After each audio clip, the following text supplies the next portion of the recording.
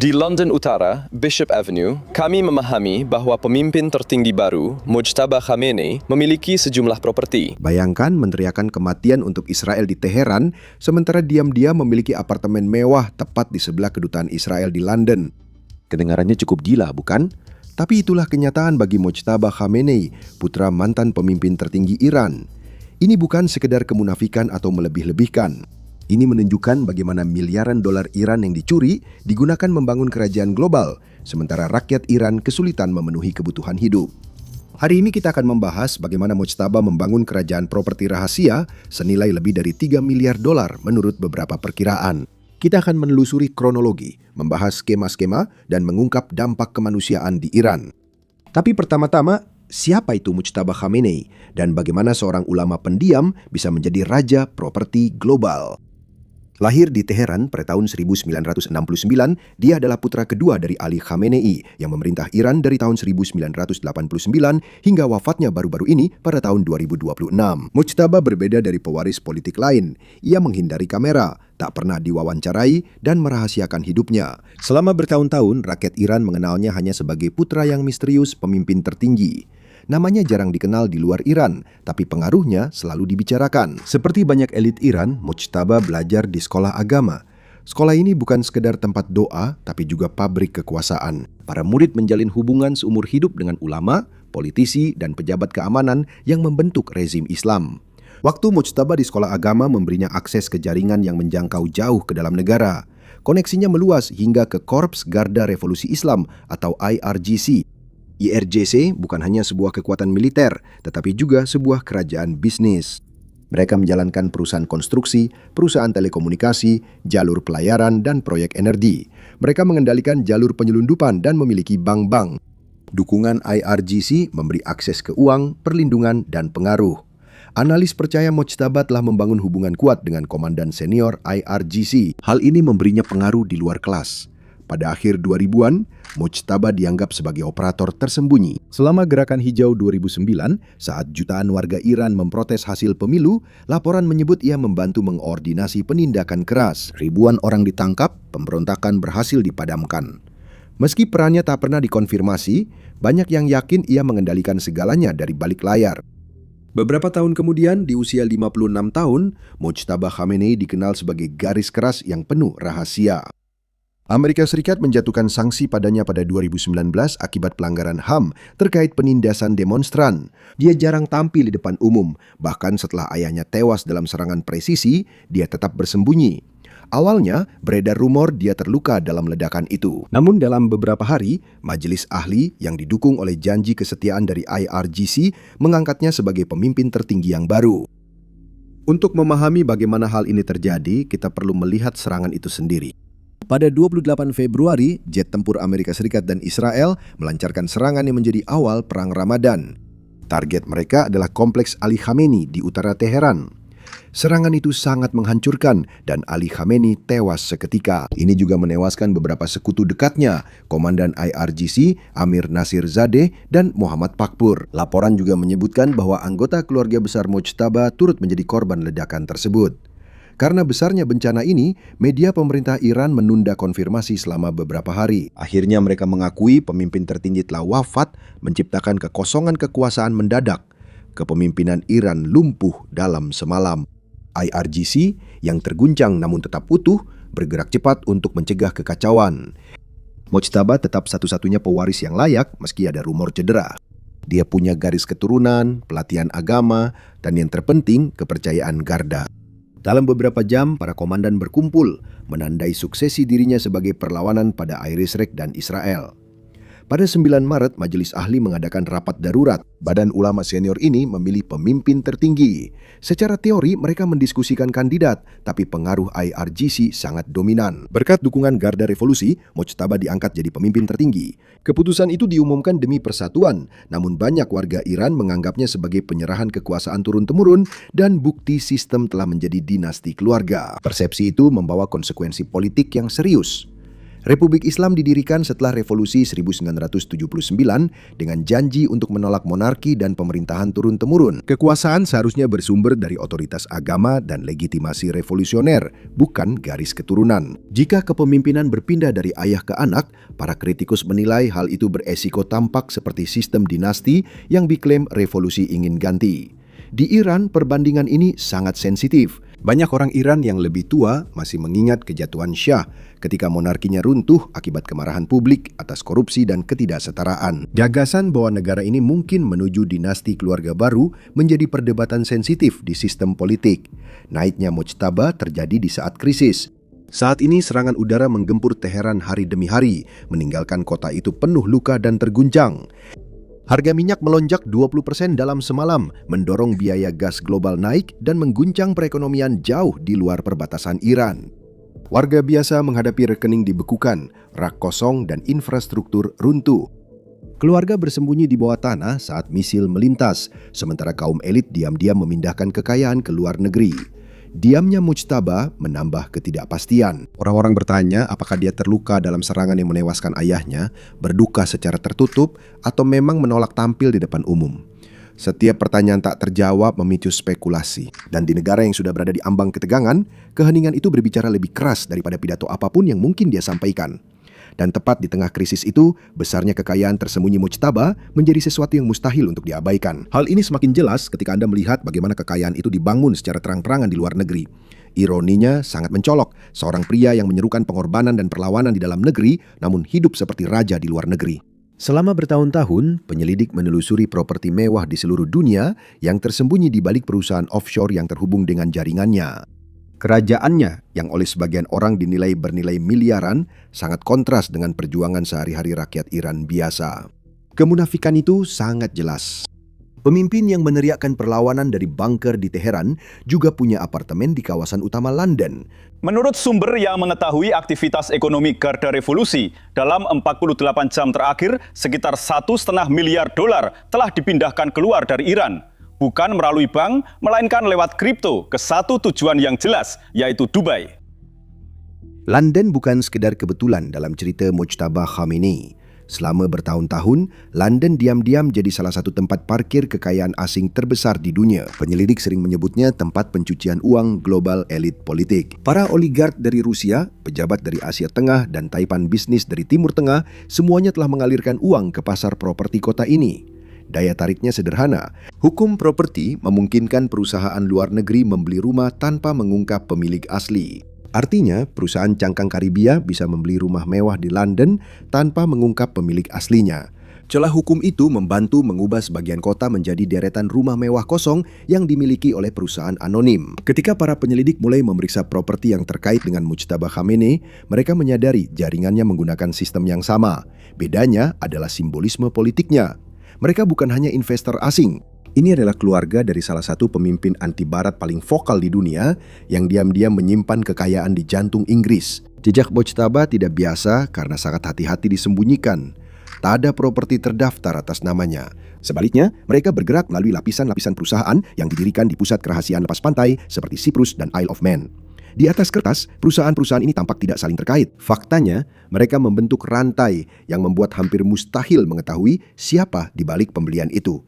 Struktur ini memungkinkan Mojtaba mengendalikan aset bernilai tinggi tanpa tercatat secara resmi. Di balik kerahasiaan itu, satu nama terus muncul di pusatnya, seorang perantara terpercaya. Pengusaha Iran Ali Ansari terus-menerus muncul dalam dokumen properti, pengajuan perusahaan, dan transaksi keuangan. Dia mengurus sisi terlihat dari kesepakatan, menandatangani dokumen, menjalankan perusahaan, dan menjadi pemilik sah sejumlah aset. Penyelidik yakin Mojtaba adalah otoritas utama di balik jaringan itu. Pengaturan ini jadi penyangga. Jadi jika ada pertanyaan, dokumen akan menunjuk ke orang lain. London adalah salah satu contoh paling jelas tentang seberapa beraninya kerajaan ini sekarang. Penyelidik menunjuk pada 2 apartemen mewah di Kensington Palace Gardens, salah satu jalan paling eksklusif di kota itu. Apartemen itu hanya berjarak 50 meter dari kedutaan Israel, menghadap langsung dari lantai 6 dan 7. Dibeli pada tahun 2014 dan 2016 dengan total 35 juta pound sterling. Sekarang nilainya sekitar 50 juta atau lebih. Lokasinya telah menimbulkan kekhawatiran serius terkait keamanan. Situasi ini terjadi setelah penangkapan agen Iran di Inggris yang diduga merencanakan serangan di area itu. Lokasinya sudah mencurigakan, tapi apartemen itu hanya sebagian kecil dari kepemilikan di London. Jaringan ini terhubung ke lebih dari selusin properti di seluruh kota, termasuk 11 rumah mewah di Bishops Avenue yang dikenal sebagai kawasan miliarder. Banyak rumah ini dibiarkan kosong di balik gerbang tinggi, menjadi simbol kekayaan tersembunyi dari publik. Kepemilikan di Inggris diperkirakan lebih dari 100 juta pound sterling. Bahkan beberapa analis menilai nilainya bisa mendekati 200 juta karena harga properti terus naik. Pola yang sama juga terlihat di seluruh Eropa. Selain Hilton, ada Frankfurt Gravenbroek, sebuah hotel bintang 5 dekat bandara, dan resor mewah di Mallorca. Penyelidik menemukan keterkaitan dengan lapangan golf di pulau itu, resor ski di Austria, dan pusat perbelanjaan di Jerman. Penyelidikan keuangan mengungkap jaringan di Eropa bernilai sekitar 400 juta euro. Ditambah London, rekening bank tersembunyi, dan aset di tempat jauh, bocoran terbaru memperkirakan kerajaan ini bernilai lebih dari 3 miliar dolar. Angka itu mencakup properti dan rekening bank Swiss berisi ratusan juta yang dipindahkan lewat Liechtenstein agar tersembunyi. Di Madrid, jaringan ini menambah apartemen mewah dan menara perkantoran bernilai puluhan juta, menyatu dengan pasar Spanyol yang berkembang seperti investor lain. Namun, itu belum berhenti di situ. Koneksi perbankan ini juga menjangkau Suriah, Venezuela, dan Afrika. Di sini, dana disimpan dengan tenang di bank-bank lokal yang berada di luar jangkauan regulator. Dan perebutan lahan ini bukan hanya di luar negeri. Di Iran sendiri, Mojtaba telah mengambil lahan yang sangat luas di dekat Mashhad. Dia telah mengubah lahan umum menjadi kawasan pribadi seukuran lingkungan kecil. Karena itu, ibu kota barat mulai merasakan tekanan. Para pembuat kebijakan mempertanyakan apakah aset ini harus dibiarkan tak tersentuh karena mungkin terkait uang minyak yang disangsi. Alasannya jelas. Jika penyelidik membongkar jaringan pembelian ini dan pemerintah membekukan atau menyita aset mereka, elit akan lebih sulit membawa kekayaan keluar dari Iran dan menyimpannya di luar negeri. Dalam kasus Mojtaba, memutus aset-aset itu langsung menghantam arus kas yang menjaga rezim hidup. Baik, dengar, jika kamu masih ingat Mojtaba punya 3 miliar dolar dalam properti rahasia, sementara rakyat Iran harus menebak kapan listrik menyala lagi. Jelas, kamu menginginkan cerita-cerita yang bisa menembus hiruk-pikuk informasi. Tolong like dan subscribe agar tidak ketinggalan video berikutnya. Bayang-bayang geopolitik makin gelap. Kita lanjutkan. Kontras antara kekayaan luar biasa yang tak bisa dijelaskan dan kondisi hidup rakyat yang dia pimpin sangatlah besar. Ya, kesenjangan antara kekayaan Mojtaba di luar negeri dan kehidupan di dalam Iran hampir tidak mungkin lebih lebar lagi. Keluarga di dalam negeri kesulitan akibat inflasi meroket, tabungan dibekukan, dan kelangkaan yang terus-menerus. Sementara itu, pria di puncak kekuasaan berpindah antara villa di Dubai, resort di Mallorca, dan hotel di Frankfurt. Ini bukan sekedar kekayaan. Ini adalah kekayaan yang disimpan di beberapa pasar paling eksklusif, sangat jauh dari kesulitan sehari-hari yang dihadapi oleh rakyat yang dia pimpin. Kesenjangan seperti itu tak hanya mencolok, tapi juga berbahaya secara politik. Pejabat intelijen barat juga khawatir pada risiko lain. Properti yang dimiliki lewat jaringan rahasia kadang digunakan untuk tujuan selain keuangan. Rumah mewah dan hotel bisa menjadi tempat pertemuan yang tenang, rumah aman sementara, serta pusat logistik bagi rekan bisnis dan sekutu politik yang bepergian ke luar negeri. Penyelidik belum menuduh jaringan Mojtaba Khamenei menggunakan properti demikian, tapi analis keamanan mencatat struktur kepemilikan tersembunyi menyulitkan pengawasan. Ketika pihak berwenang tidak mengetahui siapa yang mengendalikan sebuah bangunan, mereka tidak dapat dengan mudah memantau bagaimana bangunan itu mungkin digunakan. Kekhawatiran tersebut telah mendorong beberapa pemerintah untuk memperketat aturan kepemilikan properti dalam beberapa tahun terakhir. Perdebatan ini bukan sekedar soal korupsi atau kekayaan tersembunyi, tetapi juga transparansi dan keamanan di kota-kota besar dunia. Menargetkan properti-properti ini tak hanya akan mempermalukan Mojtaba, ini akan langsung menghantam jalur keuangan yang menjaga lingkaran penguasa tetap terlindungi dari kekacauan yang dialami rakyat Iran biasa. Rumah mewah kosong di London dan villa di Dubai bukan hanya simbol kemunafikan, tapi juga brankas rezim. Memutus akses ke sana berarti menghantam nadi kekuasaan. Tekanan semakin meningkat karena para pembuat kebijakan memahami bahwa ini adalah salah satu tuas yang benar-benar bisa memberikan dampak besar. Sanksi ekspor minyak telah lama diakali, namun properti di London, Frankfurt, atau Dubai lebih sulit dilindungi.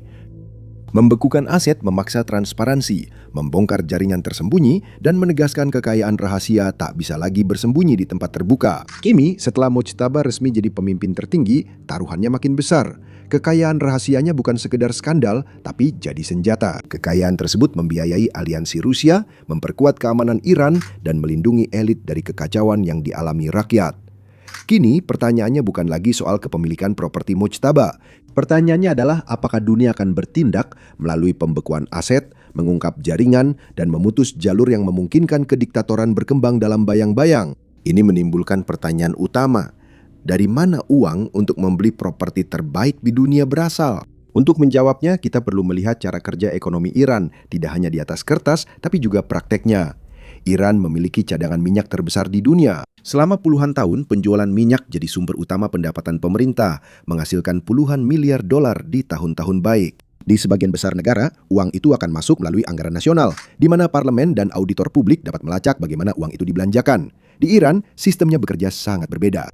Pendapatan minyak seringkali melewati jaringan institusi kuat yang beroperasi dengan pengawasan publik yang terbatas. Salah satu pemain terkuat dalam sistem itu adalah IRGC. Awalnya merupakan kekuatan militer setelah revolusi 1979, IRGC telah berkembang jauh melampaui bidang pertahanan. Saat ini Garda terlibat sangat dalam di sektor ekonomi utama. Perusahaan terkait menangani proyek konstruksi, energi, telekomunikasi, perkapalan, dan kontrak infrastruktur besar. Saat proyek nasional diberikan ke perusahaan terkait Garda, batas antara dana negara dan keuntungan pribadi menjadi kabur. Lembaga lain yang bahkan lebih dekat dengan pusat kekuasaan dikenal sebagai Satat. Awalnya dibentuk untuk mengelola properti yang ditinggalkan setelah revolusi, lembaga ini berkembang menjadi jaringan keuangan yang sangat besar. Satat sekarang memiliki saham di bank, perusahaan farmasi, perusahaan telekomunikasi, dan portofolio properti besar. Berbeda dengan kementerian, Satat tidak melapor ke parlemen dan langsung bertanggung jawab ke pemimpin tertinggi. Struktur ini memungkinkan kekayaan dalam jumlah besar bergerak dengan sedikit pengawasan eksternal. Ekonomi Iran telah lama terkena sanksi internasional berat. Sanksi-sanksi ini sebagian besar ditujukan pada sektor perbankan dan kemampuannya mengekspor minyak melalui jalur normal. Namun, sanksi jarang sekali benar-benar menghentikan arus perdagangan sepenuhnya. Sebaliknya, sanksi hanya mendorong perdagangan itu ke dalam bayang-bayang. Seiring waktu, Iran mengembangkan salah satu sistem penghindaran sanksi paling canggih di dunia. Metodenya bisa sangat sederhana. Kapal tanker minyak kadang mematikan pelacak saat melewati jalur sibuk. Minyak mentah juga bisa dipindahkan antar kapal di laut, membuat asal-usulnya sulit dilacak. Perusahaan cangkang muncul di negara jauh, sering berganti nama atau pemilik. Dokumen sengaja dibuat berantakan agar regulator sulit melacak aliran uang. Jaringan terkait Garda Revolusi memegang peran utama dalam operasi ini. Tujuannya menjaga aliran uang dari minyak tetap berjalan meski ekspor resmi dibatasi. Setelah dana masuk ke bank internasional lewat jalur tak langsung, dana itu bisa bergerak bebas. Properti jadi salah satu tempat paling aman untuk menyimpannya. Apartemen mewah atau villa bisa diam-diam mengubah pendapatan minyak menjadi aset jangka panjang yang dilindungi hukum asing. Ekonom Iran memperkirakan puluhan miliar dolar keluar dari negara itu tiap tahun lewat berbagai saluran keuangan. Sebagian dana digunakan untuk mendukung perdagangan atau kelompok sekutu di wilayah tersebut. Tetapi sebagian besar dana tersebut masuk ke pasar properti global. Perusahaan lepas pantai dan yurisdiksi rahasia menyulitkan pelacakan kepemilikan. Saat penyelidik membandingkan catatan tanah, dokumen perusahaan, dan data keuangan, mereka menemukan sesuatu yang mencolok. Struktur di balik properti Mojtaba Khamenei mengikuti pola yang sama. Itulah sebabnya sumber uangnya sangat penting. Kekayaan jaringan properti global Mojtaba diduga berasal dari industri minyak Iran, lalu mengalir melalui institusi kuat dan jalur keuangan bayangan. Akhirnya, kekayaan itu muncul sebagai aset mewah di beberapa kota termahal di dunia. Kekaisaran Mojtaba Khamenei bukan sekedar kumpulan gedung. Ini menunjukkan sistem di mana sumber daya nasional diam-diam jadi kekayaan pribadi. Pendapatan minyak yang seharusnya untuk negara malah masuk ke pasar properti luar negeri, sementara ekonomi domestik tertekan.